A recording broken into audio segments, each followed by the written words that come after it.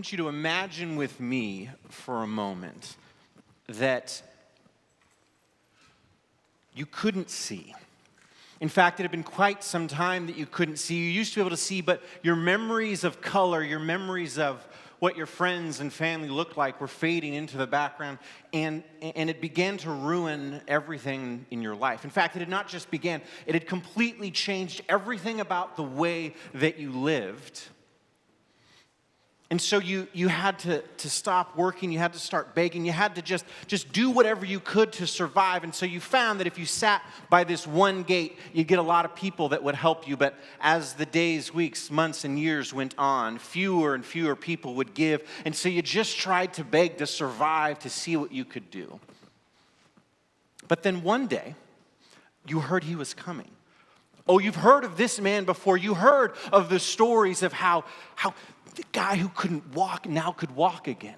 You heard the story of the little girl who was dead or asleep, but you knew what that really meant, and now she's alive. You heard the story of that other guy who was blind, but now he could see. I have heard of this person before, and he was on track to come right through my gate.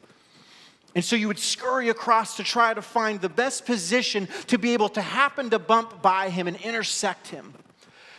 You couldn't see, but you could hear the voices of the crowd beginning to murmur bigger and bigger. You knew he was coming up from Jericho, so you knew the exact road to get on to intersect him. And as the crowd started to get louder, you thought, he must be here. He must be close. You started calling out, Son of David, a title that would hearken. You knew who this man was. He wasn't just the Messiah. He was the one who was going to save us all from the Roman Empire. You start calling out louder and louder, knowing that he's around, but not quite knowing where he is. And people start hushing you. Stop talking. You're being too loud. You're interrupting him. But this was your moment.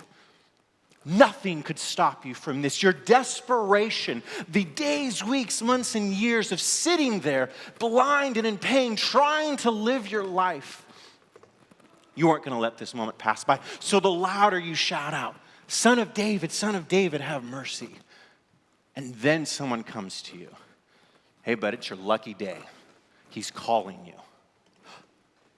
Yes, he's calling me.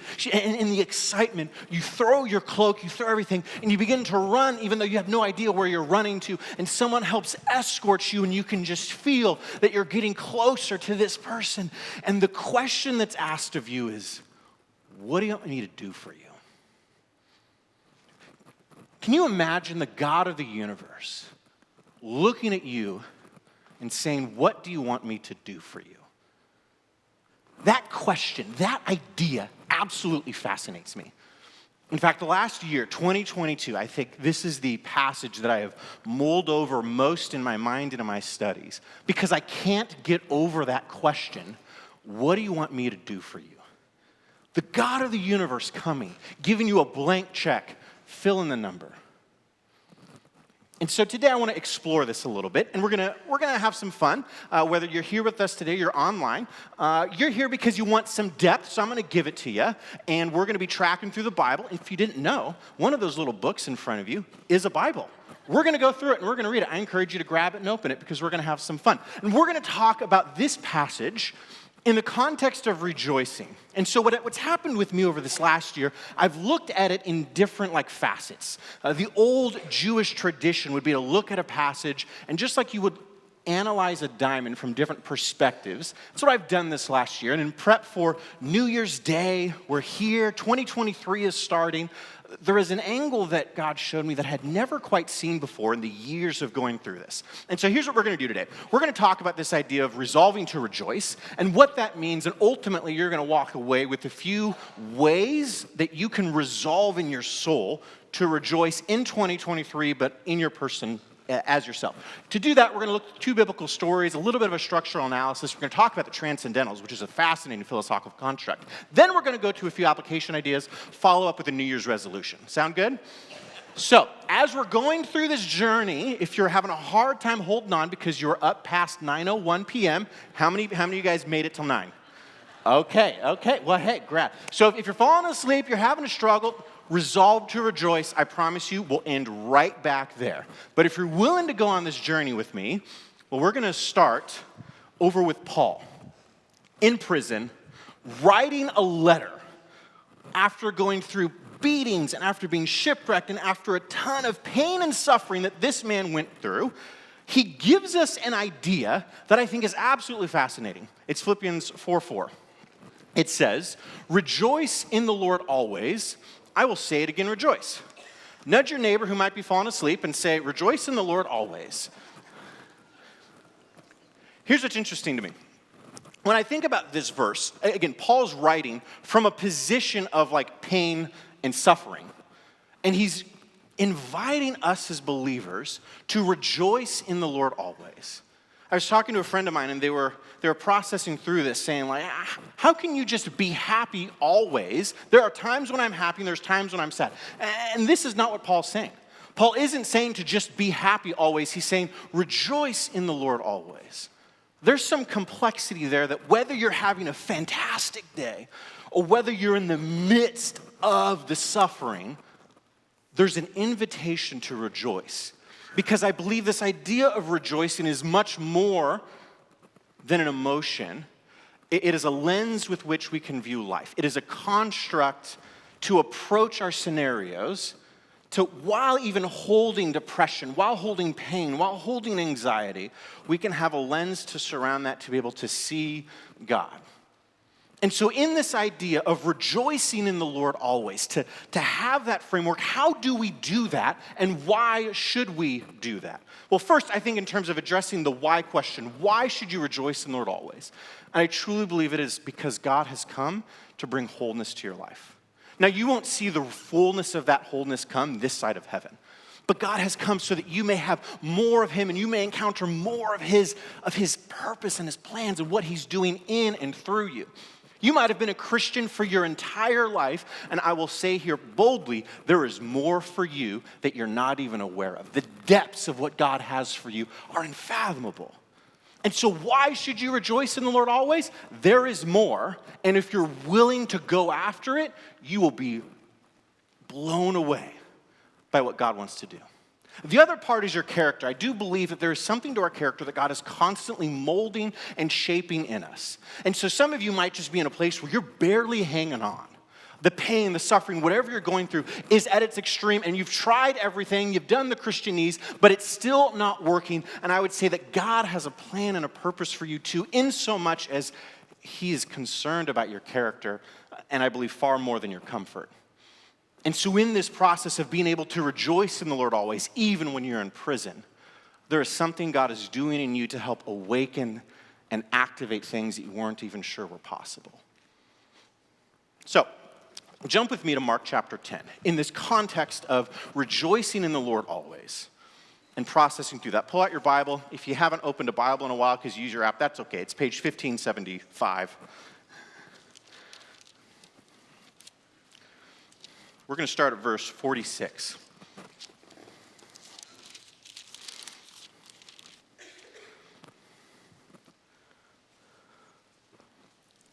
Then they came to Jericho, Jesus and his disciples together with a large crowd. Next page, 1576. The large crowd, they were leaving the city, and a blind man, Bartimaeus, which means son of Timaeus, was sitting by the roadside begging. When he heard that it was Jesus of Nazareth, he began to shout, "Jesus, Son of David, have mercy on me." Again, that's an interesting title because this wasn't just, hey, Messiah, you're really familiar with this term, Son of David. But culturally, there was much more to this. This was hearkening a little bit of an idea that there might be a military essence that Jesus would come in with. Ironically enough, the very next passage, Jesus enters Jerusalem not on a horse like a military conqueror would, but on a donkey, like someone who would to bring peace. Many rebuked him, verse 48, and told him to be quiet. But he shouted all the more, "Son of David, have mercy on me." Jesus stopped and said, "Call him." So they called the blind man. "Cheer up, on your feet, he's calling you." The Message translation by Eugene Peterson, he translates that to say, hey, it's your lucky day. No one saw the beauty of what was happening underneath here. But Jesus was up to something interesting. Throwing his cloak aside, he jumped to his feet and came to Jesus. And here's that question, 51. What do you want me to do for you? Jesus asked him. What do you want me to do for you? The blind man said, Rabbi, interesting title. I want to see. Now, what I find interesting is as I kind of mulled over this last year, this verse, what do you want me to do for you? It wasn't until recently that I began to look at the structure of this passage. What you can find is as you analyze the Bible, the Jewish authors are brilliant in how they structure it. And so the passage before, the passage after, has a lot to tell you about what's happening in your passage. And so I began to do a structural analysis to say, where this story fits in the grand scheme of Mark, what does that have to communicate? And by and large, the immediate story preceding has the same question that Jesus asks, what do you want me to do for you? Let's go take a look at it. We're going to jump to verse 35. Chapter 10, just a few verses earlier, 35. Flip the page back. Then James and John, these two were the two of the three. Peter, James, and John were Jesus' like inner circle. So James and John, they're brothers. They approach Jesus. Teacher, they said. Notice the difference in title. They say teacher, which is an appropriate title. He is their teacher. But this blind man, he doesn't say teacher. He says rabbi. The idea of this rabbi concept is much more than just a, hey, you're a great teacher. There's some depth there. There is a, hey, you are someone who can save me, and I recognize you as such. There's a desperation coming from this blind man. Whereas over here, James and John, they're friends with Jesus. Teacher, we want you to do for us whatever we ask. Verse 36, there's that question. What do you want me to do for you? What do you want me to do for you? And I think it's interesting. I believe Mark is creating this parallel. James and John, two of Jesus' closest friends, and this blind beggar, Bartimaeus. What do you want me to do for you? Here's what they say. Let one of us sit at your right and the other at your left in glory. What a question. Jesus, when you get to glory, let us flank you on either side like we want the status, we want the position. And I think that's absolutely fascinating. Like, okay, I get it. Like, you're trying to gain status. You're close to Jesus. You're trying to figure out, like, hey, what's going to come? How can we do this? And Jesus says, you don't know what you are asking. And I can only imagine that Jesus responded to that thinking of what was about to come in a week where he would be at the cross and there would be two thieves flanking his left and his right. He says, you don't know what you're asking because my place of glory is going to be on this cross. He continues.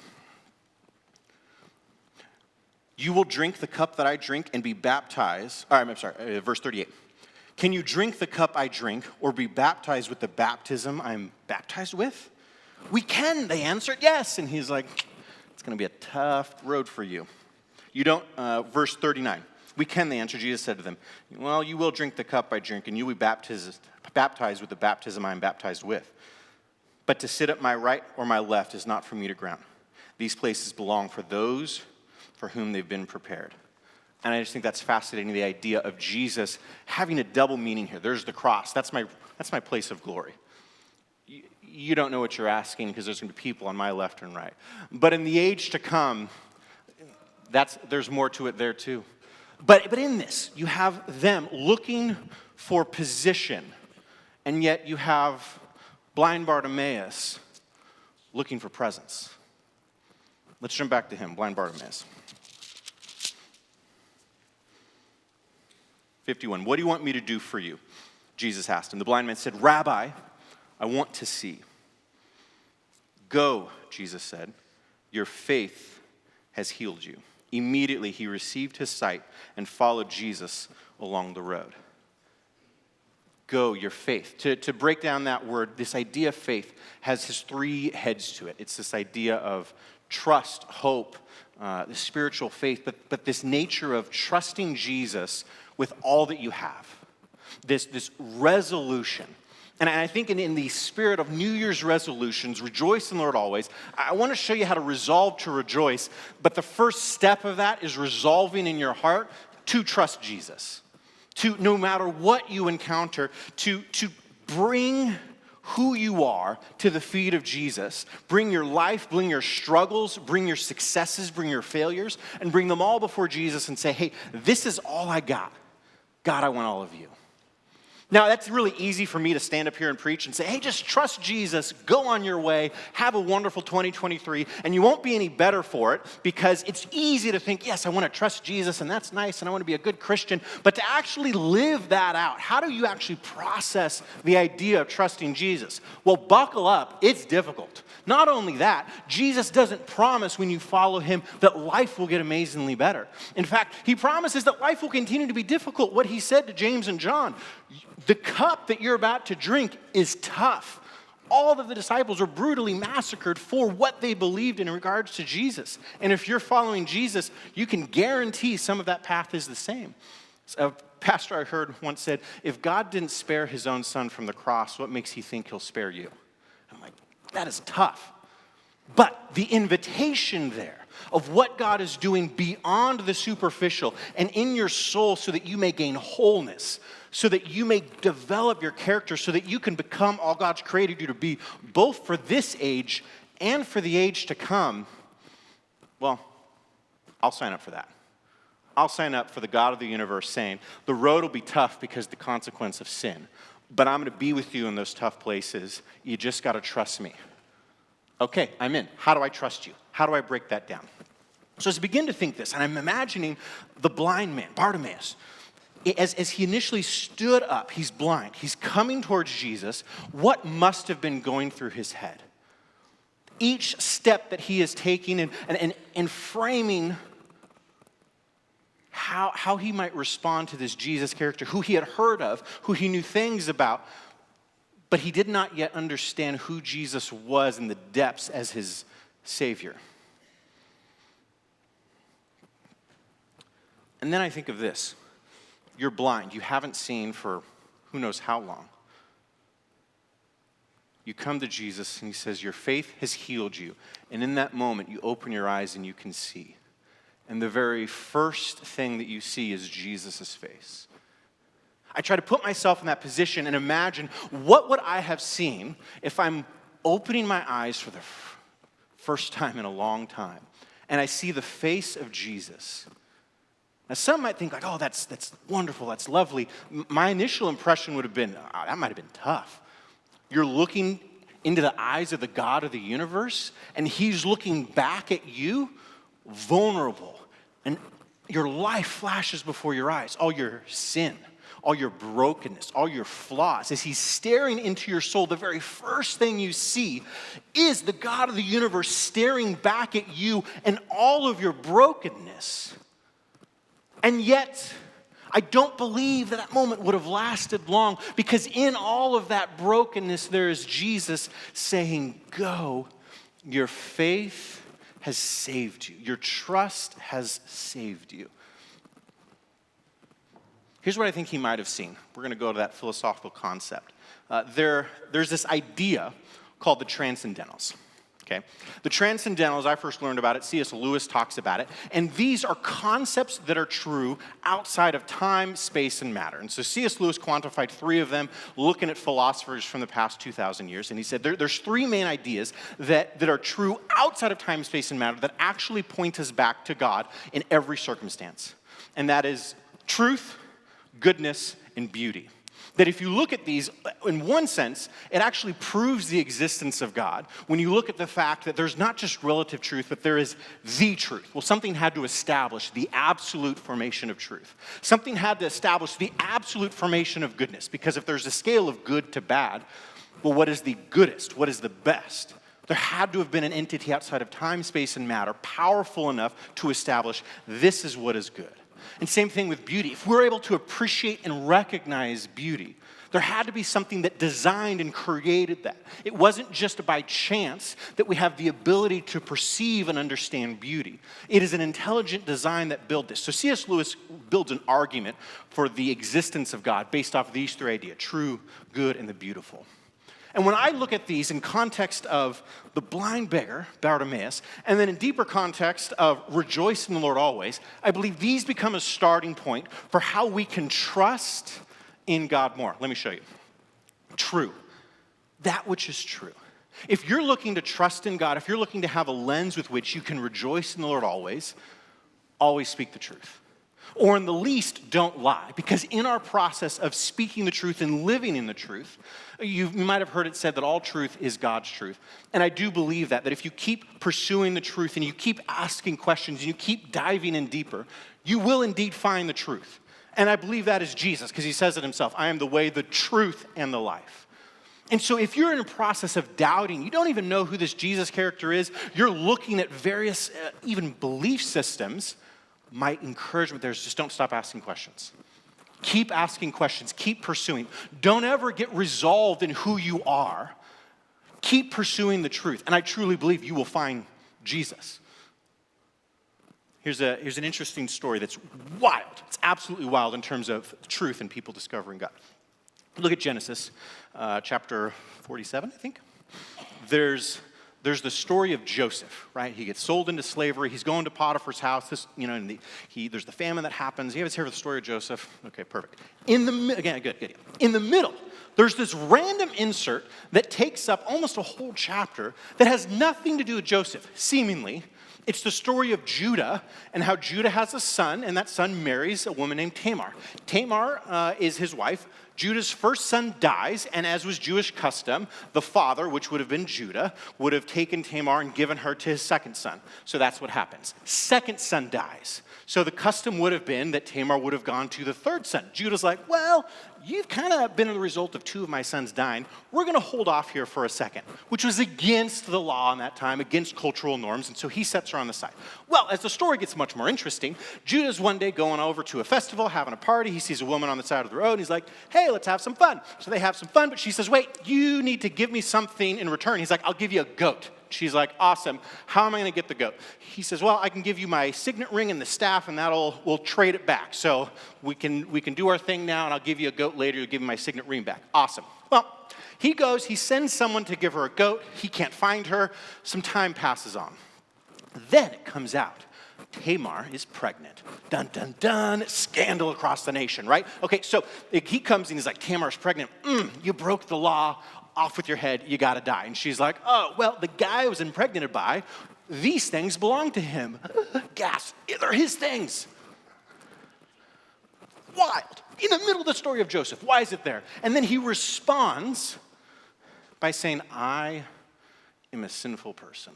I'm the one who did wrong here. In fact, some commentators look at this and they say, here we have, at the end of Genesis, the very first time someone asks for forgiveness in the Bible. And I think that's absolutely fascinating because it was at this moment that he admitted to the truth that he was the one who had messed up. Now, if you know anything about the family, Judah was not the firstborn. Traditional lineages would have been traveled through the firstborn son. Judah was several down the line, and yet, if you look at the lineage of Jesus and where he comes from, it is not from the oldest. It's from Judah, the first person we see in the Bible admitting his wrongdoing and pursuing the truth. There seems to be something in this Bible that celebrates the fact of truth and us owning up to that, not us being perfect, but us living in the truth and acknowledging that the truth is the best possible outcome. And if we embrace that, and if we choose to see the truth in any scenario, whether that's between a relationship you have with someone, whether that's how you live your life, or just simply trying to be honest in your speech, your conduct, your actions, pursuing the truth is a way that will help you trust Jesus as you resolve to rejoice in your life. Let's hit the good. Oftentimes I feel like we live life with this essence of life should be up here. And maybe falsely so. If I'm a Christian, life should be fantastic. Life should be good. Even, I think, culture misplaces this idea of happiness as the highest good. I just want to be happy. I just want my kids to be happy. If I make more money, then I can send my kids to college and they can do that and they can be happy. I don't think the Bible talks about trying to be happy. I think the Bible talks about trying to embrace that which is good. And so there's one philosopher he talks about, he says, oftentimes we think of life should be good. In any moment of pain or suffering, we go to God and we're like, oh, God, why aren't you there? And he says, no, you got to understand it's opposite. Because of sin in the world, we by nature have all of these limits. By nature of being alive, we have these limits. And so by nature of being alive, the cost of existence is suffering. And so if the cost of existence is suffering, any moment of non-suffering is God's goodness invading in. In fact, if you look at Genesis 1, he creates the heavens and the earth. And he says, it is good, it is good, it is good. This is God establishing, here's the bar. But when sin came and stripped all that away, if you were to take God's goodness out of the equation, well, that is hell. And so when you encounter hell on this earth, it is a result of the corruption and the dismantling of sin on God's creation. But when you encounter goodness, even if it's for a fleeting moment, that's God's divine intervention in your life. And so if you flip it on its head and you think of it like this, instead of walking around thinking, oh, my life's so bad, how come it can't be here? You can think the cost of me being alive should be down here. But praise be to God, there is goodness to encounter. Praise be to God, I was able to wake up. Praise be to God, I have clothes. Praise be to God, there's a spectrum of goodness that I can encounter to give me just a hint of what it will be like in the age to come, where the fullness of God's creation is restored. So if you walk around life looking for the good, not looking for the bad, but looking for the good, you will see God's divine intervention everywhere in your life. And so if you're trying to figure out how to trust God so that you can rejoice in the Lord always, well, you can embrace the truth, tell the truth, pursue the truth. You can also, see the good. See where God is at work. See where there is a momentary lapse in suffering. Let's hit that last one, the beautiful, the true, the good, the beautiful. When you look out in this world, there's plenty of beauty to observe that you can experience.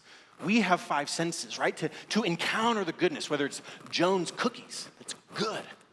Or whether it's a beautiful plant that's sprouting a flower, that's beautiful.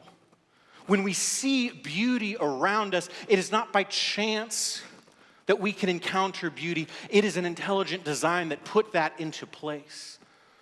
And so it might be hard to recognize God at work, but when you feel the wind against your face, when you see a flower, when you taste a cookie, when you encounter a warm embrace from a loved one, it's God's beauty surrounding you when you might not have even recognized it. Even in your darkest place, your place of depression, where there is no hope, where there is no feeling, where you might look at a beautiful cookie or a flower and just have apathy, you can still recognize the beauty therein that lies in that creation.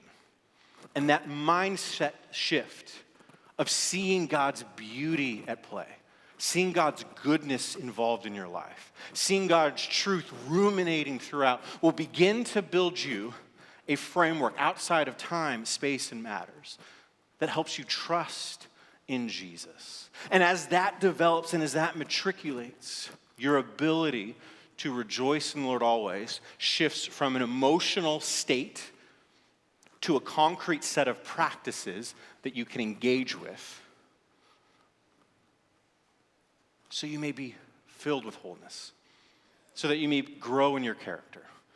Because it's not going to be easy to see the truth in people.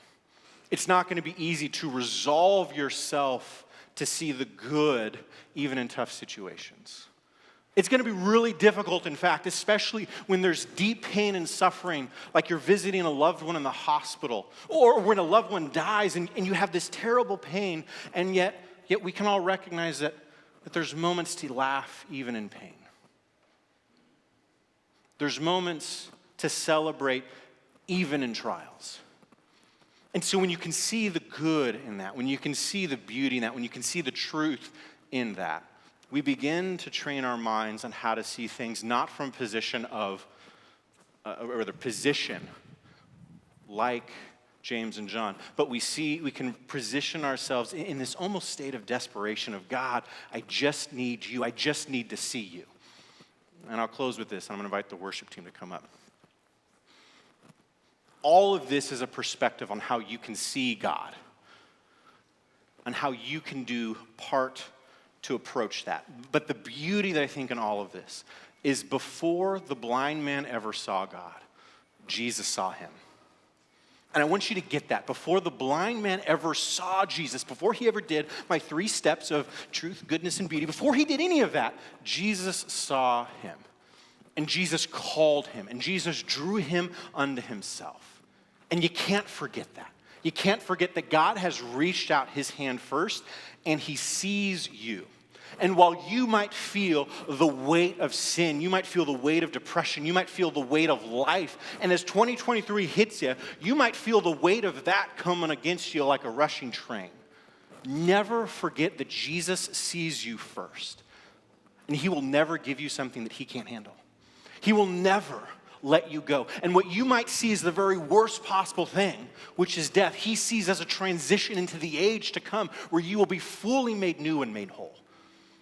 So no matter your circumstance, as painful as it might be, or as joyous as it might be, rejoice in the Lord always. Because even if you're in prison, writing to other people to try to give them a semblance of hope, there's reason to rejoice because God's truth is in this world. God's goodness is in this world. And God's beauty is in this world.